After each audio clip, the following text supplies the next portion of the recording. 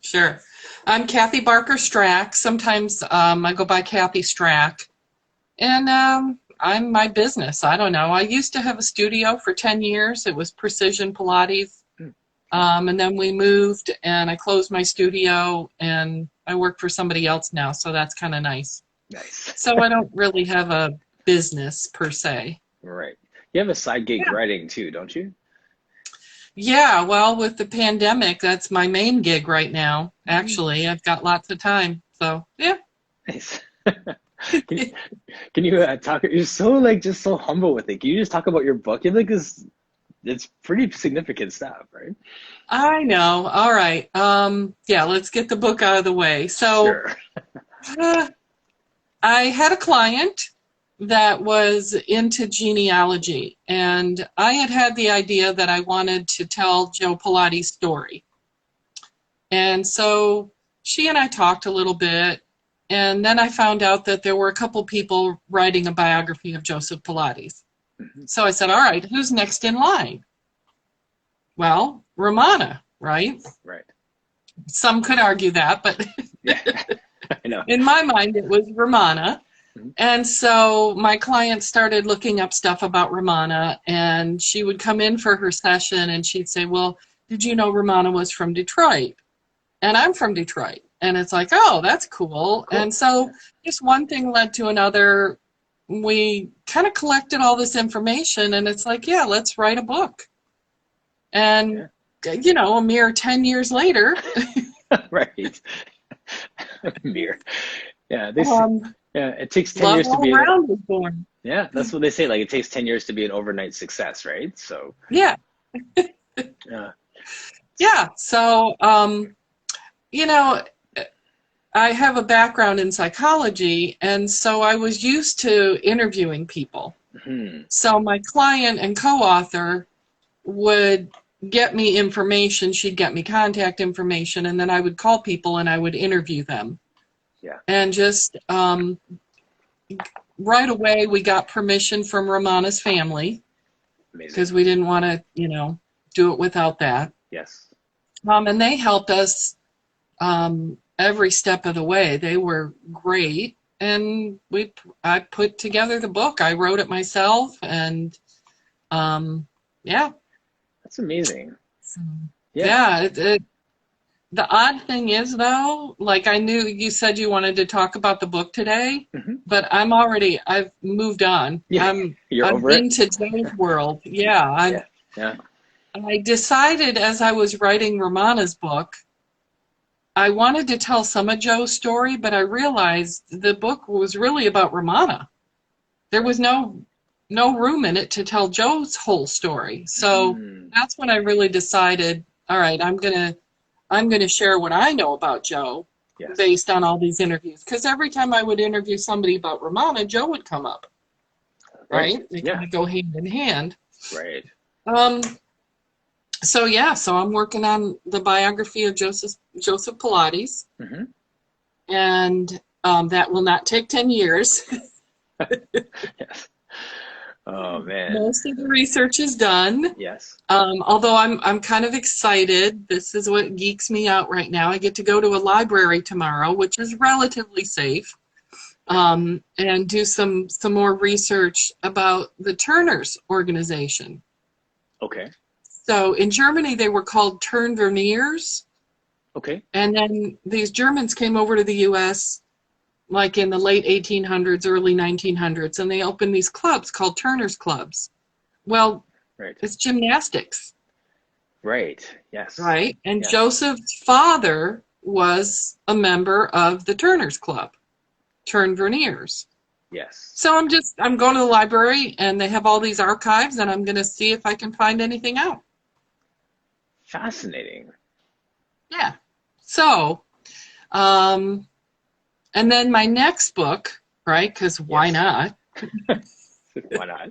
Yes. Why not do that to myself? Yes. Because the Joe book I'm working on alone. I mean, I have a whole team that helps me with stuff, but there's no co-author. The Joe book is just me. Okay. And then my next book will be about all the elders. Yes. So each elder will get their own chapter. So it'll be like a compilation of mini biographies. And there's a lot more elders than anybody realizes. I've always wondered that, and that's one of the things. Like you see, whether I go to a workshop and they talk about elders, and that's one thing. But then I have these conversations, like core conversations, and then someone will mention somebody, and I'm like, but if that's the same time, if they're a contemporary of Cathy Grant or of Mary Bowen, wouldn't they be an elder as well? Like, but they're not mentioned in the 3 or the 6 or whatever the number is. Well, that gets into a little bit of politics, right? Because who decided what an elder is, or sometimes they're called first generation? Yes, right. Who did? Who did? Right. Pause for Pause. Dramatic effect. I know, right? The PMA. The Pilates Method Alliance decided that someone would be called an elder or first generation if they were trained by Joseph Pilates to be a teacher, and if they were making a living as a Pilates teacher. Right. So on the surface of it, that sounds great, right? Right. It's like, oh, okay, that's valid. Right. But there's so many people that don't quite fit into that. Right. Maybe they weren't trained to be a teacher exactly, but they were with Joe for many years. Yes. Or they went into some other career, right? Like physical therapy or doing something else, or show and so business, it's not or yeah. There's like so it kind of cuts out a lot of people. Right. Yeah. That is fascinating. Also, what we know now is we have Mary Bowen, Lolita San Miguel, Cathy Grant, Carola Trier, Ron Fletcher. I'm sure I'm leaving Bruce King. So Robert Fitzgerald. So that's like the last group that was with Joe. Right. Mary Bowen was with Joe toward the end of his life. So was Lolita. Yes.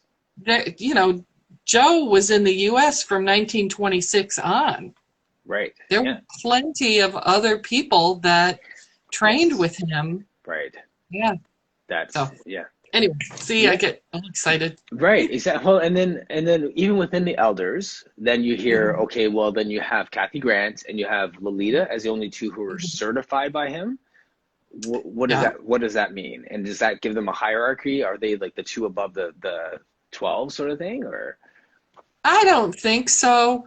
What happened was there was, and I have to dig into this a little bit more, but my understanding of it right now is that the state of New York had a vocational rehab program for dancers to develop a second career and other vocational rehab.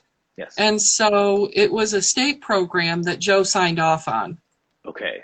They were trained by Joe. Yes. But the state did all the work, all the paperwork and everything, and then Joe just signed their certificates. Right. So technically, they're the only two that were certified by Joe. Very cool. So then what's your thoughts with a lot of people are now starting to say, well, Cathy Grant, her legacy has been muted to some degree because everyone looks at Romana, but Cathy Grant also. So that whole notion of one being elevated above the other and one being muted, or that, do you have any thoughts on that perspective on it? Well, just in general, I think sometimes in life there's natural hierarchies, but I don't know how true that is. Yeah. I mean, Romana, if you look at sheer numbers, Romana probably trained the most people. Yes. She was churning out teachers left and right for quite a while. She had this organized program, and not everybody had that. They taught on a smaller scale, a handful of their proteges. Yeah, right. So sheer numbers, but, Pilates is quality, not just quantity. I was just going to say that. That applies to everything, right? So absolutely. That's one of the reasons I want to do a book about the elders, is to give their their due to recognize them. You know, it's great when people do workshops and people talk about who their teachers were, but we need that in a record, in a book that can be passed down. Yes, absolutely. And like I said, there's a lot more people than anybody realizes. Mm-hmm.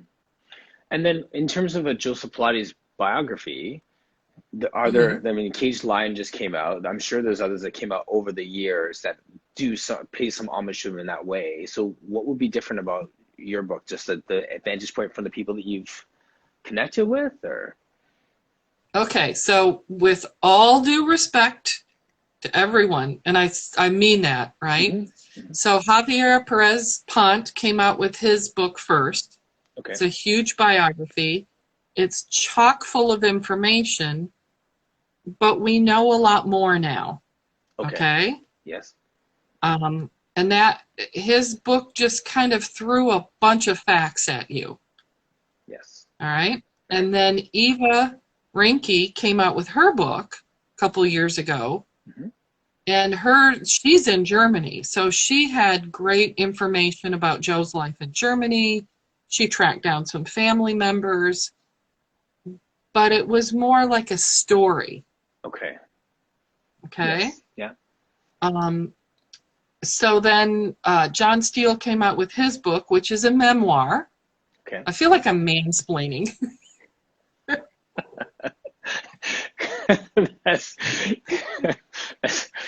I need that. So let's carry on. Can you speak slower for me, please? I'm just kidding. Yeah. Oh, well, sometimes I do speak quickly and I rush through stuff, and No, people really don't know all this. So I'm following you. Go ahead. anyway. Yes. All right, so John Steele came out with his book, and that's a memoir. That's his perspective of his experiences. Yes. And there are quite a few factual mistakes in the book. Right. So I've just heard leave it that at that. sure. Yeah. Okay. So my book is more based on my interviews with people that actually knew Joseph Pilates. Some of them are the elders. Mm-hmm. Some of them are clients that had nothing to do with anything. They weren't dancers. Okay. They were just clients that needed a good workout. Right. And some of them, you know, are still alive. I still talk to some of them. Mm-hmm. And then my latest find is a woman, and I'm not going to say who she is yet because she doesn't know, you know. Mm-hmm. She was part of a socialite family. So she wasn't a poor dancer. Right. She wasn't an entertainer. Mm-hmm. She wasn't a director or anything like that. And her parents went to Joe, and she went to Joe, and then they had a home studio. And guess who came to their house to train them? Very cool. Right? Yeah, yeah. So a totally different perspective. And so that's, I think, what I bring to the table in telling Joe's story is I bring all these different voices. Yes. Instead of one perspective, I have different perspectives, and I can kind of cross-check information. Yes. Right? Yes. So, because, again, with all due respect to everyone, a lot of times people misremember things. Their memories aren't as accurate. Right. Even the people that I interview, I have to double check, you know, if what they're saying really adds up. Right. Yes. So I just kind of bring that to the table of all these different voices that actually knew Joe and Clara. Yes, that's the key. So will you have some kind of common thread in your questions that you ask them to draw a line through this story, or will it just be their personal accounts and their personal memoir sort of thing? It's, well, you know, from interviewing people, sometimes all you have to do is just say, well, tell me about such and such, and they're off and running. Mm-hmm. And then I kind of refine the questions based on what they tell me. Yes. And some people, it's one or two interviews, and, you know, they don't remember much. And other people, like Tony the Barber. Yes. Beautiful segue. Yes. Yeah, you know, he just kept remembering more and more things the more time we spent together. and they were spontaneous memories. Mm-hmm. And that it just all adds up to telling us who this man, Joseph Pilates, was. Yes. Yeah. I made light of it this morning with just saying, like, because Tony the Barber guy, I've heard of him numerous times in different contexts. I was thinking, like, if only we live our lives that made such a great impact that our barber is famous based on knowing us. You know what I mean? Yeah. Like that speaks volumes to just the scope of Pilates' work, and how cool this barber guy is. Like can you talk about Tony?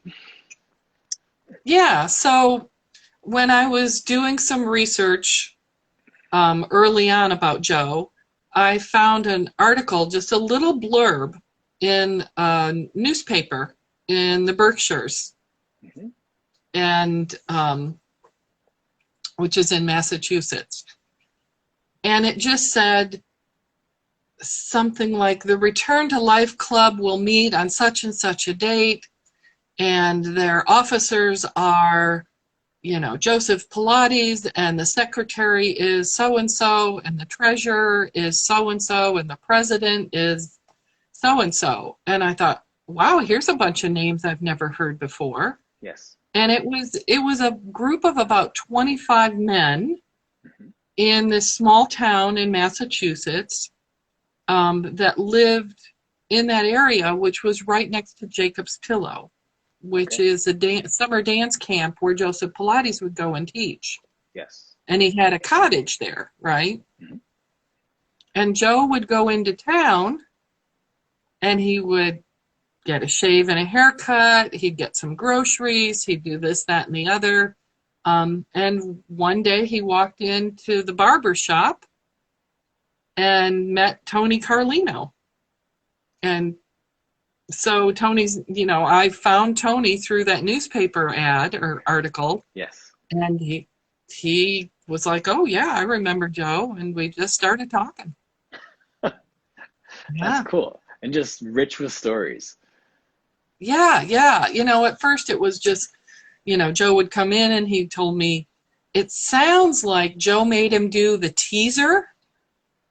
Okay. Just on the floor right there. Joe was like, all right, get on the floor and put your arms and legs up and hold it. And Tony could do it. Yeah. And so Joe was impressed. Yeah. And they just became fast friends after that. I think Tony just really looked up to Joe. He really helped him. Okay. Tony was in the war. He was 17 when he saw his first person get killed. Mm. He told me, think of the movie Saving Private Ryan. Yes. And that's what he lived. Wow. He was on the ship while they sent all those men to shore to be slaughtered. Yeah. And he survived that, but he came back and he was a nervous wreck. He was a mess. What we would call post-traumatic stress disorder now. Yeah, right. Yeah. And they wanted to put him in a hospital, and he said, no, I'm going to work with Joe Pilates. Wow. So that brings us to the mind-body connection. Yes. That you alluded to pre-show today. Yes. Yeah. So if you work the body, the mind will come along and become healthy. Absolutely. Is kind of what Tony experienced. Yeah. And recovery. When Mary Bone was saying that, she was saying that, he focused on the body, and at one point she said he would get curious with that if there was something that she shared some stories of where he would dive deep on that, but day to day he'd just walk around and just touch and correct and call. But see, so yeah, it was interesting that, but like when you do take care of the body, there naturally is that connection. Yeah. And being having a counseling background as well, we appreciate the labels that are out there to explain what we know. Yeah. Yeah. Yeah.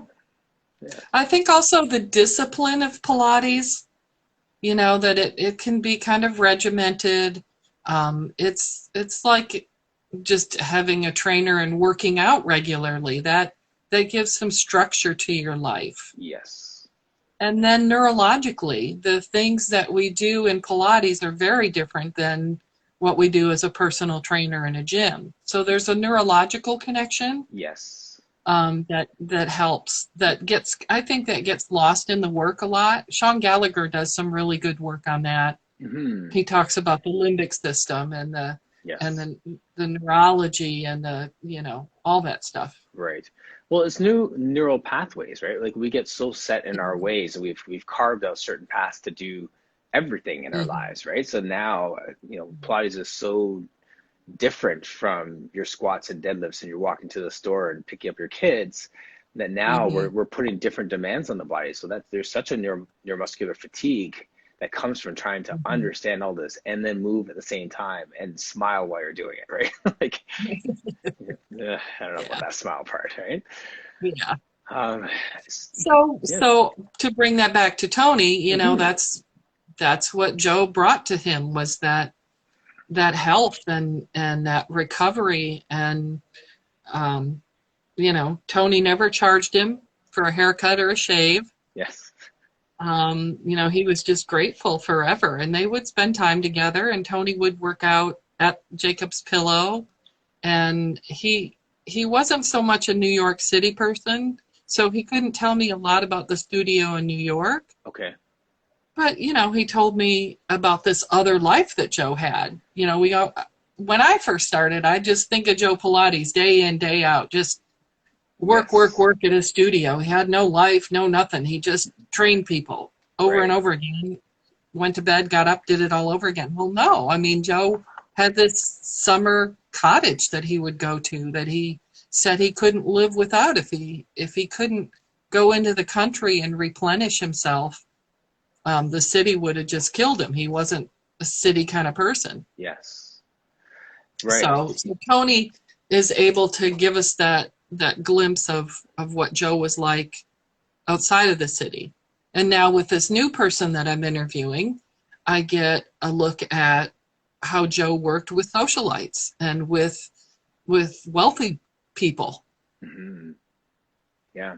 So, So yeah. what did Tony say about the country Joe versus the city Joe? Just how relaxed Joe was. They would go out for breakfast sometimes. They would, work on the property at Jacob's Pillow. They would work out. Tony said that sometimes Joe had him doing so many exercises. And years later, I said to Tony, I said, well, do you still do Pilates? And he's like, yeah, but just the ones I like. Yes. He goes, Joe had so many exercises for me to do. He goes, I don't want to do all that. It sounds like he's like, So there was that sense of having that time to play with Pilates, to play with the exercises out in the country. And yes. Joe would come into town, and he couldn't help himself. He organized this group of 25 local businessmen into a class, Yes. enough that it made the local newspaper a couple times. And it was the chief of police, it was firemen, it was businessmen, it Yes. was the owner of the department store that's still there. Wow. So these men would get together once a week, and at first Joe would lead them in the exercises, and then they would do it on their own. Wow. Yeah.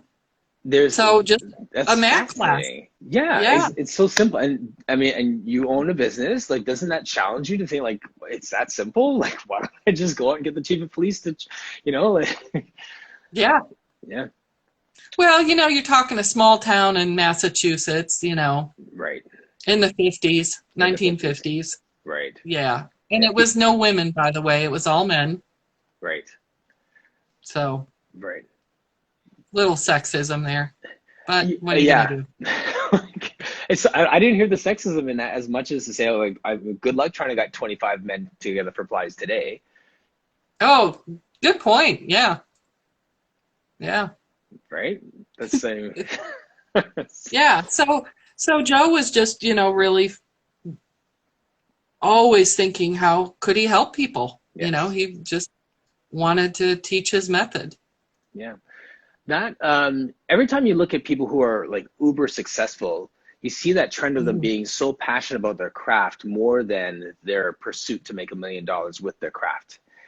Mm-hmm. Right. And obviously with Joseph Pilates, you hear that. Like, I mean, for me, I might be like putting on my wall my vision of how do I get 25 men into a class so that I can make this much money and all these different things. Mm-hmm. Not really, but you hear what I'm saying? Like, Yeah. whereas for him, he's just so passionate about it. It's like, you need this and you need this. You come with me, you need this. Come with me, you need this. Mm-hmm.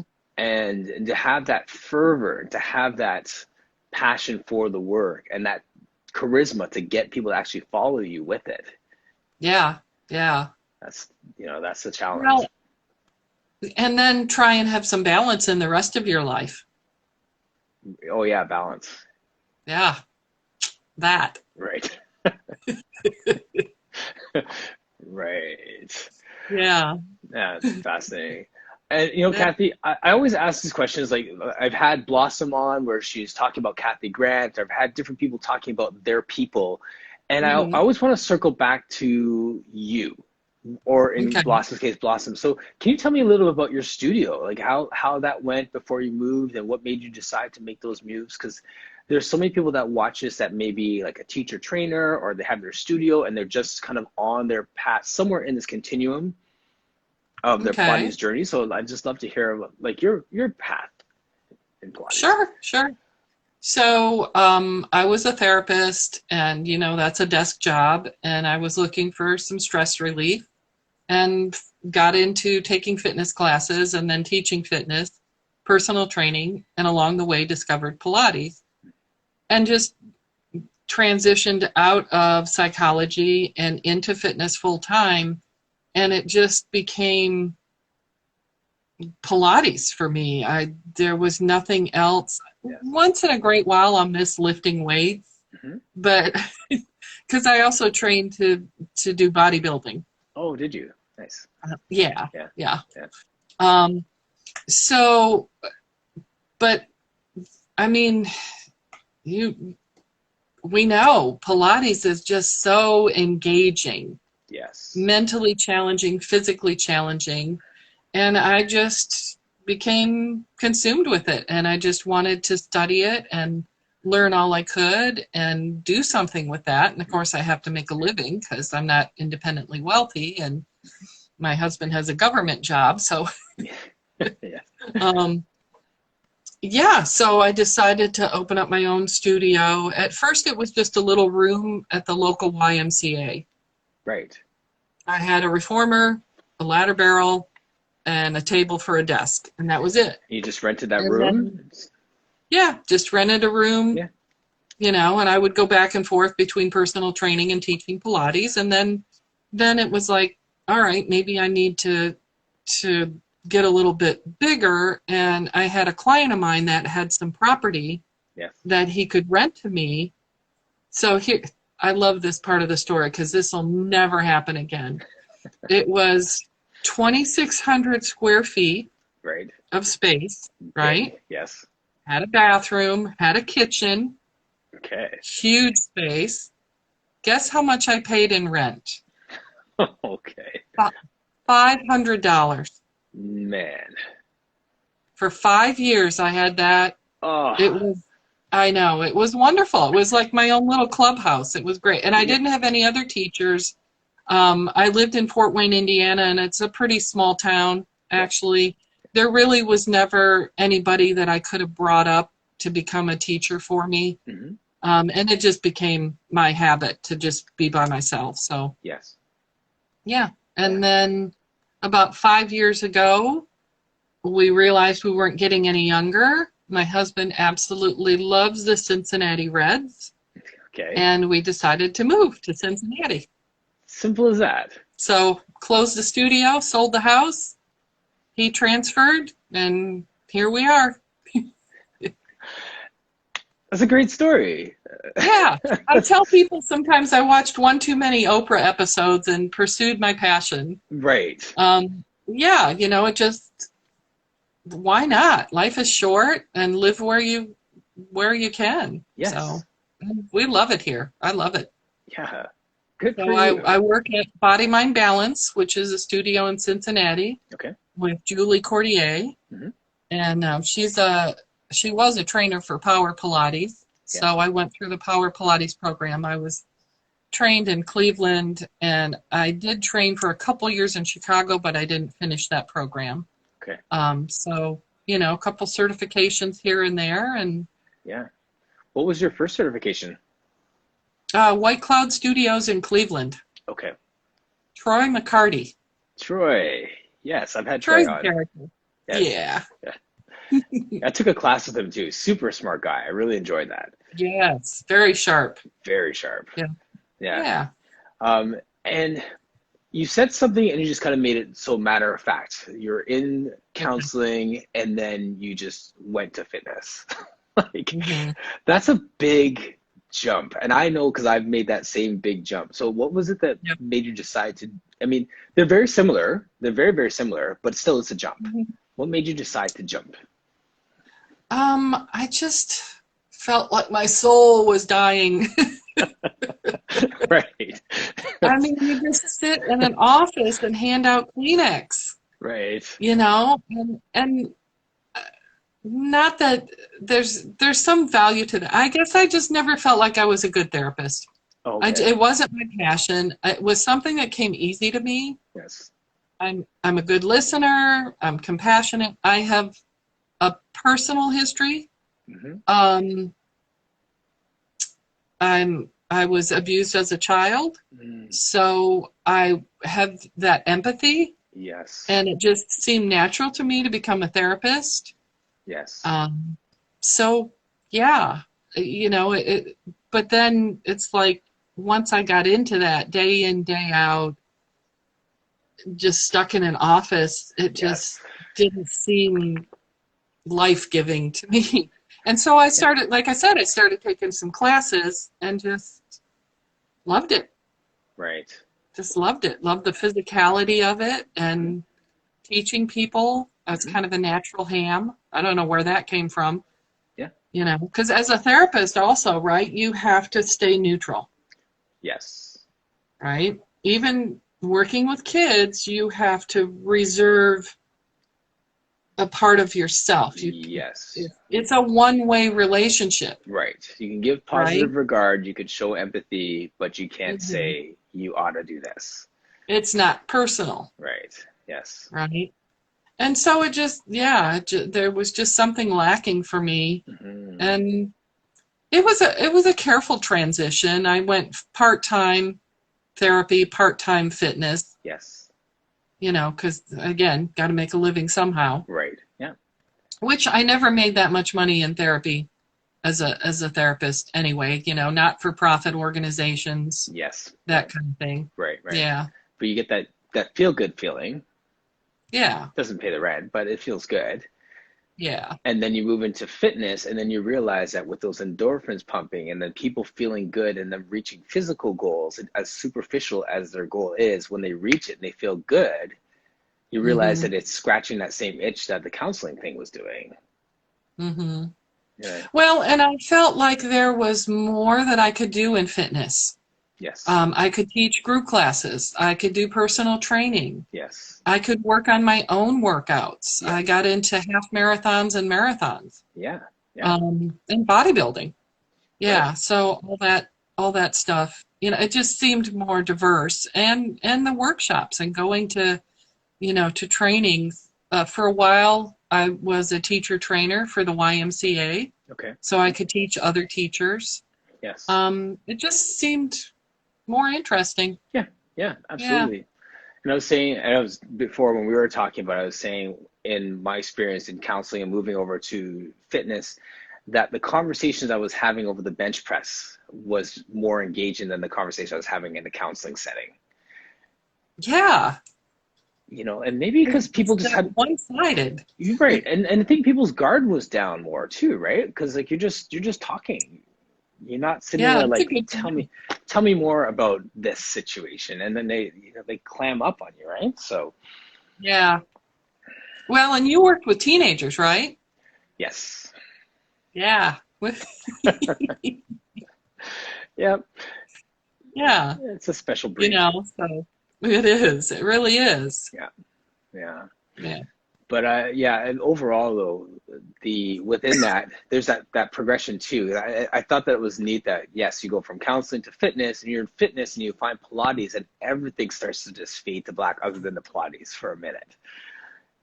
You know, it's just like, okay, this is intriguing, and then there's more in here, and you can keep diving deeper on it. And like, I just hear your passion for that. Hmm. You know, yeah, But it's rooted in psychology, right? Because, I mean, what you're saying, when you're talking to people as you're training them, that comes from the psychology of it, that yes, interest in people and their stories, yeah, core conversations, your interest in meeting all of us. absolutely, yeah, yeah. This is really a Yeah, selfish endeavor when you stop and think about it. that's okay. Yes, that's fine. So how much do you train? Do you have equipment there in your house as well? I have a mat for me. Okay. No. Yeah. No, I work at the studio. It's a fully equipped studio, Pilates and gyrotonics, which I I'm curious about, but my brain is full of Pilates. I don't know how other people do it, Yes. and take all these Feldenkrais and all this other stuff. Yeah. It's a full-time endeavor for me to get a grasp on Pilates. I feel you on that. Yeah, Yeah. absolutely. Yeah. So no virtual classes, nothing in your own space there. Everything's just in the studio. Leave it at the studio and come Yeah, home. right now, Yeah. because of the pandemic, I train one gal that hasn't left her house since March. Wow. Yeah. She won't go. She has everything delivered. Yeah. So I train her online and I do a mat class Perfect. once a week. Yeah. Yeah. Very fun. Yeah. Who would you Yeah. say, this is a question I ask everyone, just out of my own personal Okay. curiosity. Who, All right. you're doing awesome with every answer so far, so I think you're good for the rest of the 11 minutes we have left or whatever it is. Okay. Who's your ideal client? Of all the people you've started to work with and you work with over the years, who are the people that just make you just come alive when you get a chance to sit down with them? Okay. I have somebody right now. Hmm. So she's mm, late 40s. Okay. She comes 3 times a week. Yeah. She's a doctor, All right. so she understands, um, and she gets it. That's my favorite client, is the client that gets it, that Yes. gets what we're trying to do with Pilates, that always wants a little more, Hmm. nothing over the top. She didn't expect to go to advanced right away. Yes. She understands the process. Hmm. So somebody that gets it, Yes. that gets who Pilates was, and what we're trying to do with the exercises. Because she's also, I really try not to talk a lot during a session. It's a lot like therapy. Yes. Yes.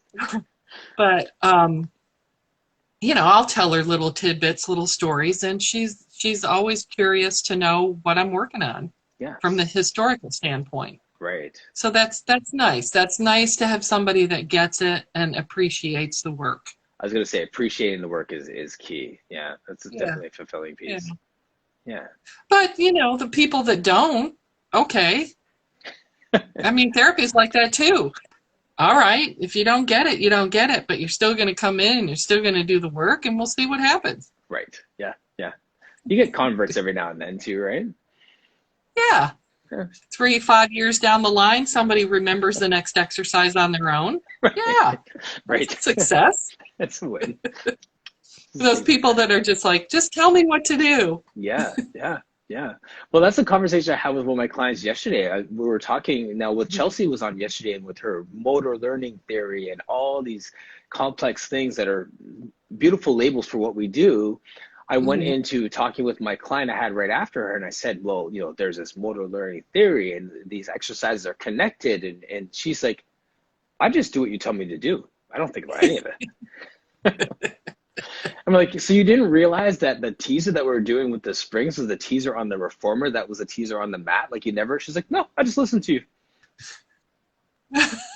I'm like, is that a success or like, I don't know. Yeah.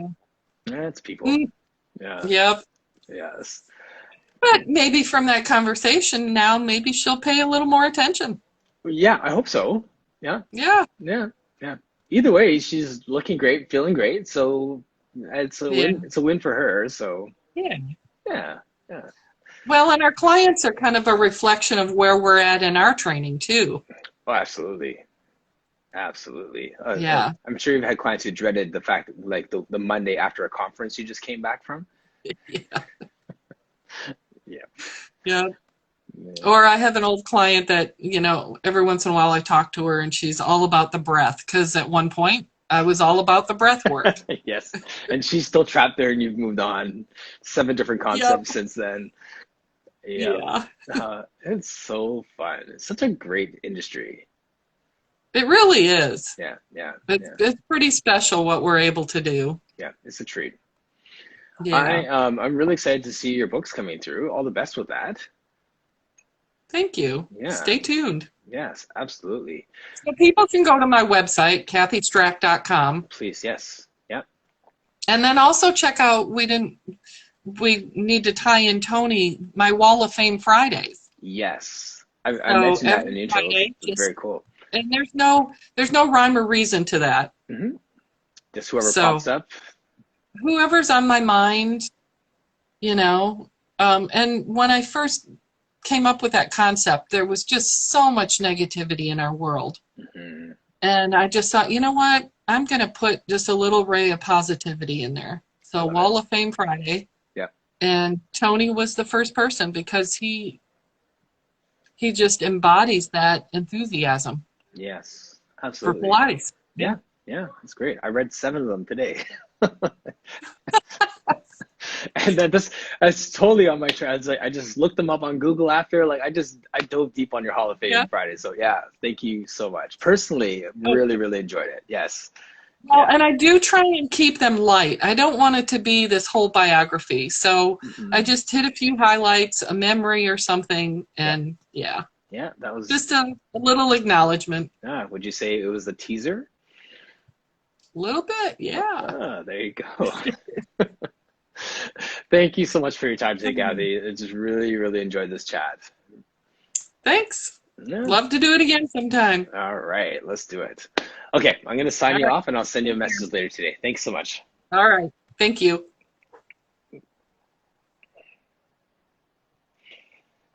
Thank you, everybody. We are up to